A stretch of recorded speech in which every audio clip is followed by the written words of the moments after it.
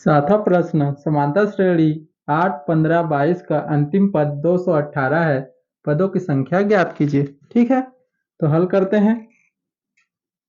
हल दिया है प्रथम पद a बराबर कितना दिया है 8 और सर्वांतर d बराबर 15 से 8 घटा देंगे तो कितना बचेगा 7। ठीक है, तो और पदों की संख्या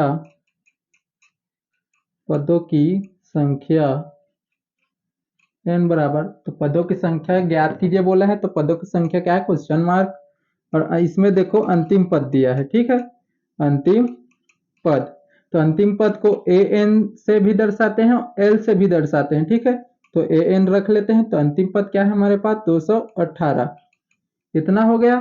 ठीक है, तो अब चलो मान रखते हैं सूत्र में, इसलिए समांतर श्रेणी का nवां पद an बराबर a plus n minus 1 d।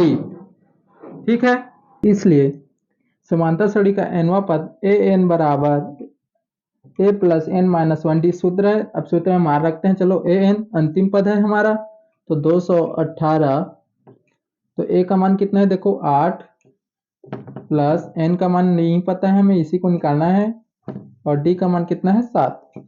ठीक है, तो 218 बराबर 8 प्लस, तो 7 इससे गुणा होगा तो 7n हो जाएगा माइनस का 7। ठीक है, तो 218 बराबर, देखो 8 में से 7 जाएगा, सीधा बात दिख रहा है, तो 1 प्लस 7n हो जाएगा। ठीक है, तो अब देखो एक को इस तरह पक्षांतर करेंगे, अब जमा कर लिख देते हैं। ठीक है, 7n बराबर 218 माइनस 1 हो जाएगा, इस तरफ भेजेंगे तो माइनस में हो जाएगा 1, तो इसलिए डायरेक्ट क्या लिखें, जमा कर लिख दें। ठीक है, तो 7n बराबर कितना हो जाएगा 217। तो देखो n का मान निकालना है, तो 7 उसके अब बटे में जाएगा, गुणक फॉर्म में है, तो 217 बटे क्या हो जाएगा 7, तो n बराबर कितना आ जाएगा 7 एकम 7, 7 तिया 21, 7 एकम 7, तो क्या आएगा 31। n का मान क्या है, पदों की संख्या क्या है 31। ठीक है, लिख देना, अतः पदों की संख्या 31 है।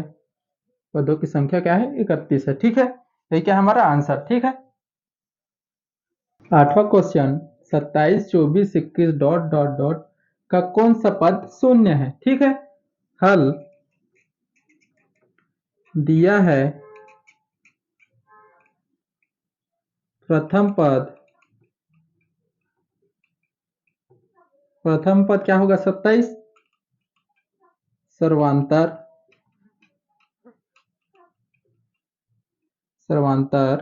ए ना डी बराबर 24 से 27 घटा देंगे, 24 माइनस 27, तो क्या आ जाएगा माइनस का 3। ठीक है, तो पदों की संख्या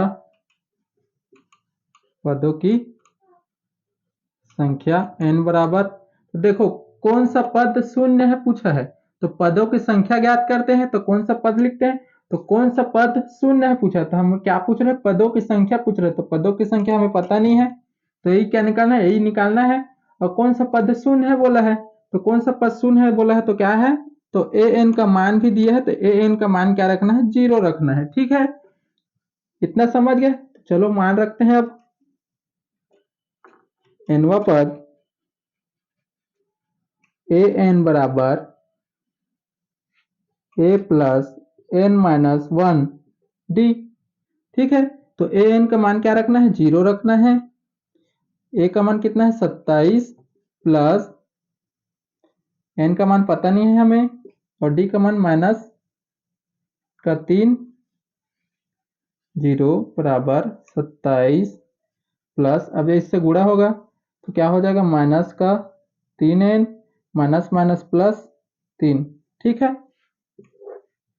तो अब देखो 0 बराबर 27 प्लस माइनस, अब ब्रैकेट हटाएंगे तो माइनस हो जाएगा 3n और प्लस 3। ठीक है, 0 बराबर, तो अब देखो 27 प्लस क्या हो जाएगा 3। ठीक है, 27 प्लस 3 कितना हो जाएगा 30 माइनस का 3n। ठीक है, तो अब 30 या -3 को इस तरफ करेंगे पक्षांतर तो क्या हो जाएगा, इस तरफ आकर प्लस हो जाएगा प्लस। ठीक है, प्लस माइनस वाला है ना, गुणा नहीं, गुणा वाला नहीं है, तो गुणा वाला होता तो बटे में जाता है, प्लस माइनस वाला रहता है तो बस पक्षांतर होता है। ठीक है, तो माइनस का 3n को इस तरफ लाएंगे तो प्लस का 3n हो जाएगा, तो प्लस को लिखने की जरूरत नहीं है, 3n बराबर 30 हो जाएगा। तो n का मान निकालना है तो 30 बटे क्या हो जाएगा 3 हो जाएगा, ये अब गुणक फॉर्म है तो बटे में चला जाता है, तो n बराबर क्या हो जाएगा 3 एकम 3, तो क्या हो जाएगा 10 आ जाएगा। ठीक है, तो कौन सा पद शून्य है तो बोला है, तो 10वां पद क्या होगा, क्या होगा शून्य होगा। ठीक है, 10वां पद ऐसे जाते जाते 10वां पद में क्या आएगा शून्य हो जाएगा। ठीक है, यही क्या हमारा आंसर है। ठीक है।